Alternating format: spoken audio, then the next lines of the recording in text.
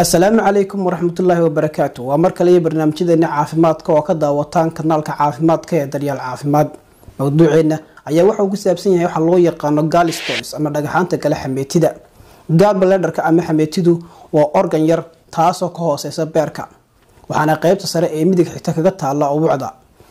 waa kiish yar oo lagu kaydiyo waxa loo yaqaan bile midabkiisu waa cagaar hurgud xigeena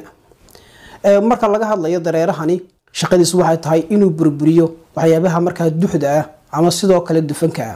ah sababa marka laga hadlayo gallstoneska ama dhagaxaanta xameetida gala waxa la yiraahdaa 80% waxa sabab waa dhagaxaanta xameetida ku sameysma maadada loo yaqaan cholesterolka marka ay ku badato bile-ka ama ay ku badato gallbladderka 20% dhagaxaanta marka xameetida gala waxay ka sameysmaan calcium salt iyo sidoo kale maadada loo yaqaan bilirubin waa marka la burburiyo unugyada casas dhiiga xiraadiga ka soo hara ayaa loo yaqaanaa bilirubin marka labada qaybood ayaa u sababa inuu sameysmaan waxa loo yaqaan gallstones ama marka dhagaxaanta gala xameetidu hadii marka ay sare u kacdo ama ay badato maadada cholesterolshu isla markaana ay ku badato bile-ka inta badan waxay keentaa in midabkiisu ay noqdaan dhagaxaanta marka sameysanta hurud ay noqdaan sidoo kale waxay noqdaan dhagaxaan marka aad u adag kuwaas oo ku sameysma beerka meelaha kale oo ka yimaado gallstonesku ama dhagaxaanta xameetida gala waxa kamid ah marka la soo saaro xaddi aad u fara badan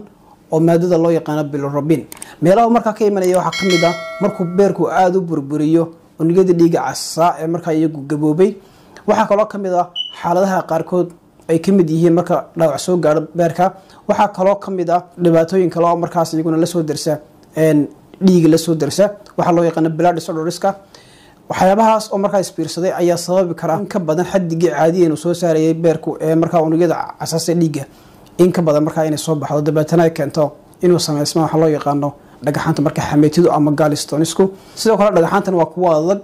midabkoodu waxa weeyaan waa madow bunni xiga iyo sidoo kale dhagaxaan bunniya labadaba uu noqon kara maadaama ay ka samaysan yihiin maadada loo yaqaan bilirubin oo asalkeedu yahay asaan tahay calaamadaha lagu garan karo maxaa kamid ah gallstoneka ama dhagaxaanta xameetida gala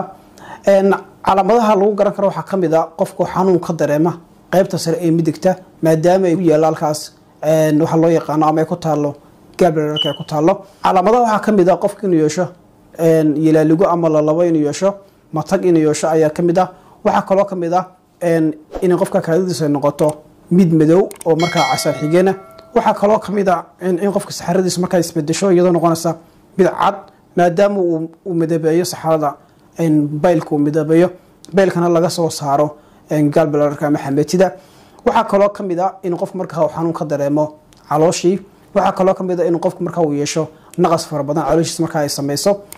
waxa kale oo kamid ah in qofku yeesho shuban uu yeesho kale oo kamid ah qofkaas inuu dheefshiid xumo ay ku dhacdo cuntadii marka uu gaabis ku yimaado maadaama bile-kii ama gallbladderkii ay marka dhibaato ka jirto waxa kale oo kamid ah qofku inuu yeesho dhidid fara badan mararka qaarkood waxa jira xaalad ka duwan tahay soo sheegnay oo iyadana loo yaqaan qofka inaan laga arag haba yaraatay wax calaamada marka laga hadlayo gallstoneska ama dhagaxaanta xameetida gala xaaladan mararka qaarkood waxa laga yaabaa inaan qofku aanu yeelan wax calaamada sida tusaale ahaan oo kale wax xanuun inaanu dareemin dabeetana taas waxay keenaysaa in dhagaxaantii marka ugu dambeyn ay sameeyaan dhaqaaqa sameeyaan dabeetana ay xidhaan kanaalkii ama dhuuntii marka uu ka soo baxayay bile-ku soo marayay dabeetana lagu burburinayay waxyaabaha faadka marka waxa laga yaabaa marka inay xidho dhuunta xidho markaas lagu war helaa maadaama qofkan aanu lahayn haba yaraatee wax calaamada waxyaabaha marka khatarta ah ee keeni kara xameetida dhagaxaanta gala waxa kamid ah inta badan marka laga hadlayo dumarka ama haweenka iyo raggu waxa aad ugu badan baa la yiraahdaa haweenka aad ugu badan taas marka waxyaabaha keenaya ay kamid tahay waxa kale oo kamid ah haweeneyda uurka sidoo kale waxa ku dhici kara dhagaxaanta xameetida ama gallstoneska waxa kale oo kamid ah hadii qofka family-giisu ama marka dadku ka soo jeeda ay qaarkood lahaan jireen dhagaxaanta xameetida gasha iyadana waxa laga yaabaa marka in qofkaas uu yeesho waxa kale oo kamid ah qofku oo marka noqdo qof aan jimicsan ama dadka inta badan iyagu aan jimicsan ama jimicsiga sameyn iyadana sidoo kale waa suurtagal inuu ku dhaco dadka marka khatarta ugu jira ay kamid yihiin waxa kale oo kamid ah dadka qaata cuntooyinka ay marka aad ugu badan tahay ama aad ugu badan yahay subagu waxa kale oo kamid ah dadka iyagu markaas macaanka ama sonkorta leh dadka iyaguna sidoo kale qaata dawooyinka hoos u dhiga maadada cholesterolka ayadana sidoo kale iyaguna khatar ugu jira dhagaxaanta xameetida gala sida loo baaro xanuunkan ama marka laga hadlayo baaritaankiisa marka laga hadlayo qofku waxa laga eega laba meelood mid waa physical oo qofka muuqaalkiisa midna waxa weeyaan in marka qofka la saaro ultrasound iyo machine iyo waxyaabo lamid ah marka qaarkood in dhiig laga qaado ayaa marka kamid ah sida loo baaro waxa kamid ah soolaan marka laga hadlayo physicalka in qofka indhihiisa leego sidoo kale maqaarkiisa ama dubkiisa leego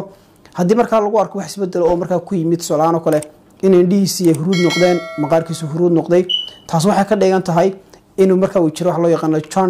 jaundice kasoo ka imanaya in maadada loo yaqaan bilirubin marka beerkiisu aad u burburanayo unugyada dhiigga asaasa taas ayaa marka kamid ah calaamadahaas waxa kaloo kamid ah in qofka leego oo lagu eego baaritaano kala la marayo baaritaanada waxa kamid ah soo sheegnay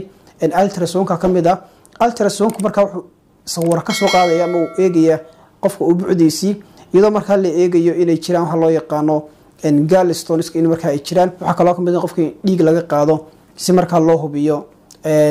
maadada bilirubinta marka cabirkeeda in la eego iyo marka sidoo beerku u shaqeynayo inahaas taa kamid ah marka sida loo baaro daweynta marka laga hadlayo sida loo daweeyo gallstoneka ama dhagaxaanta xameetida gala inta badan marka laga hadlayo wax dawaamo laha wax loo yaqaan gallstonku ama dhagaxaanta xameetida gala wax dawaamo laha laakiin qofku markuu dareemo beenka ama uu marka xanuunka dareemo oo kaasina marka uu noqonayo mid qofka waqti yar haynaya ma dhowr saacadood haynaya ayaa waxa la sameeyaa qofka in la siiyo waxyaabo marka suurtagal tahay in marka ay burburiyeen dhagaxaanta marka xameetida ku sameysmay hadii marka ay sii raagaan ama marka qofku waqti badan uu sii dareemo gallstonekii marka qaarkood waxa dhacday in qofka la mariyo qaliin loo diro waa hadii marka laga maarin waayo hadii marka ay xaaladdu iska tahay mid sahlan waxa la siiyaa inta badan dawooyinka qofka xanuunka ka biinaya oo ay macquul tahay qaarkood in marka dawooyinkaasi ay burburiyeen ama ay hoos u dhigaan dhagaxaanta badan ee ku sameysmaya xameetida ku sameysmaya sida looga hortagi karo dhagaxaanta marka kaliya ku sameysma ayaa iyaduna sidoo kale muhiim ah in sheegno balse waxa jira qodobo aan marka iyaga la control karin ama laga hortagi karin kuwa waxa kamid ah daadii baa kamid ah waxa kamid ah marka jinsiga qofka lab iyo dhadig ku yahay waxa kaloo kamid ah in qofku alka ka soo jeedo oo mararka qaarkood originka qofka ayay ku xiran tahay waxa loo yaqaan ku sameysanka dhagaxaanta xameetida ku dhaca kuwaas marka maaha marka kuwa la xadidi kara iyagu qodobada kale iyaguna muhiimka waxa kamid ah in qofku uu noqdo qof had iyo jeer ku dadaala inaanu cunin waxyaabaha marka dufanku aad ugu badan yahay waxa kaloo kamid ah in qofku ku dadaalo cunitaanka khudradaha waxa kaloo kamid ah qofku inuu miisaankiisa xadido sidoo kale waxa kamid ah inaanu qofku miisaankiisa hal mar marka hoos u wada ridin ama miisaankiisa aanu dhimin inta ayaan kusoo gabagabeynaya barnaamijkeeni oo ku saabsan dhagaxaanta xameetida gala waad ku mahadsan tahay daawashadaada